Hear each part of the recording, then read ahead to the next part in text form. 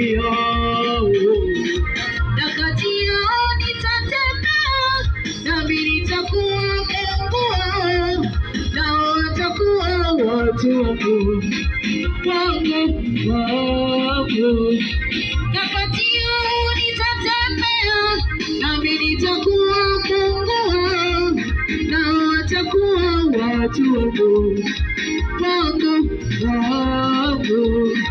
Kwa hiyo tokeni kati yao mkatengwe nao, asema Bwana, msiguse kitu kilicho kichafu. Kwa hiyo tokeni kati yao mkatengwe nao,